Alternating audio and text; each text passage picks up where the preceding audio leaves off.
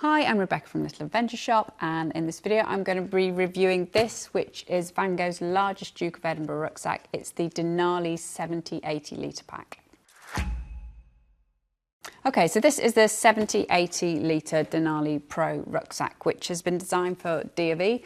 It's particularly good for Duke of Edinburgh because you can adjust the back length to suit teenagers as they grow, or to chop and change it between different groups of kids. Having said that, this is quite a big pack. It's bigger than the other packs in the Denali range. The torso length, if you don't know how to measure the torso length, have a look at our other video up here where we go into it in a bit more detail. But the torso length this pack fits is from 50 to 60 centimetres.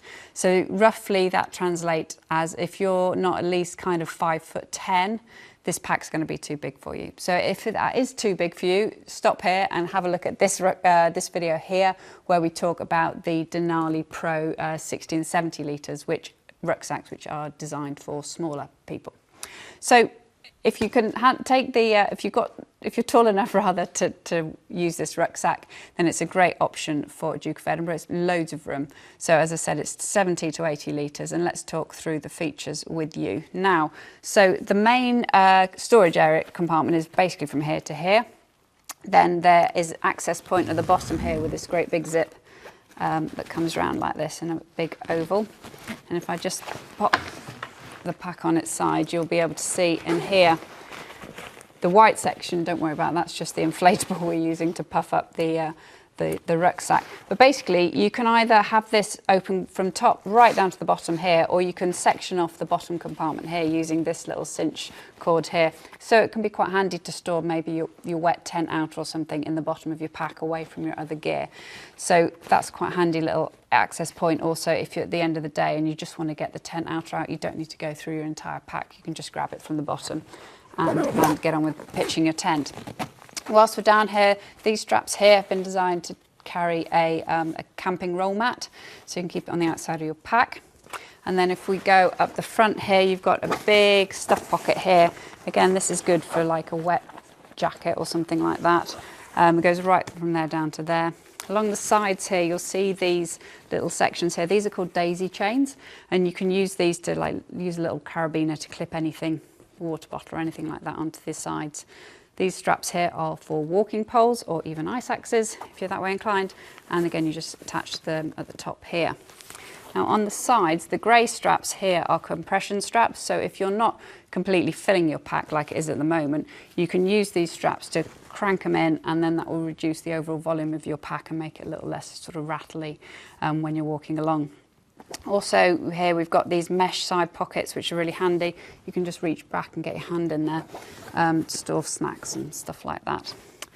If we look at the harness system here, it's all really lovely and padded around the hip belt, and also on one side of the hip belt you've got a zip pocket that you can keep valuables in as well. Before I get onto the adjustable harness, I'm just going to show you the lid, rather, not the roof, the lid of the pack here. You just access it with these two clips here and here.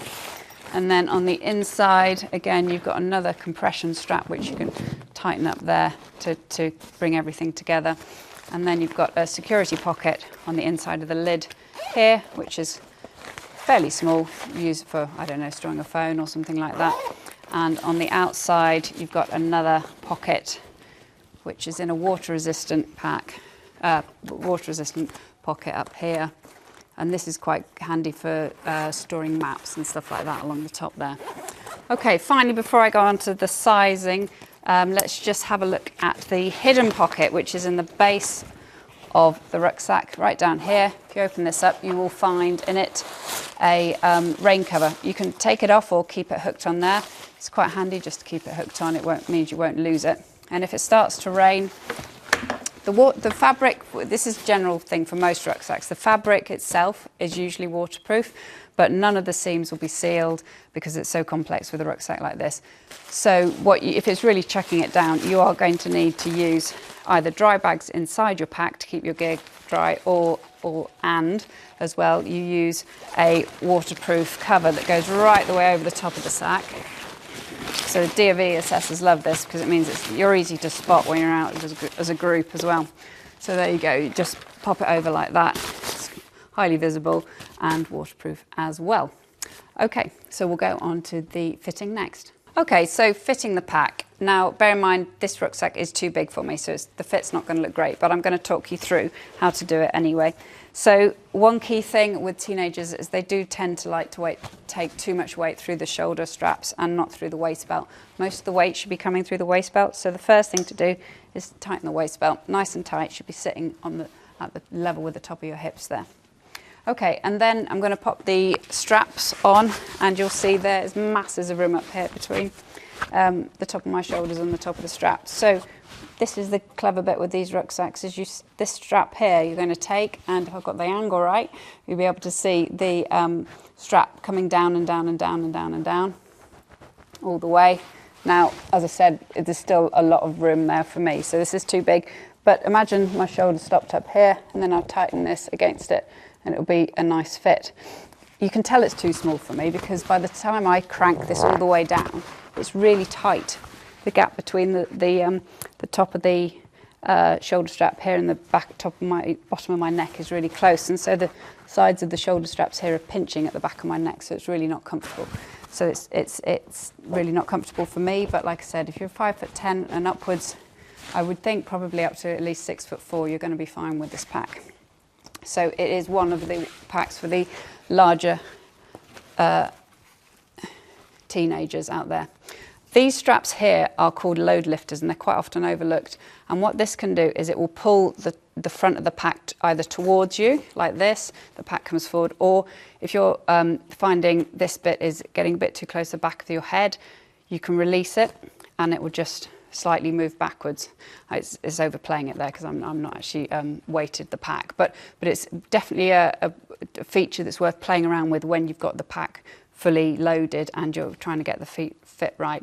Definitely have a play around with these straps. So there we go. I just want to show you lastly, if I just compare it again to this pack here. So this is the 67, whoops, disappeared there. This is the 60-70 litre pack. So you can see it's quite a big difference there in the size. So that's the extra 10 litres is basically in the height, and then that's reflected in the length of the back system there as well.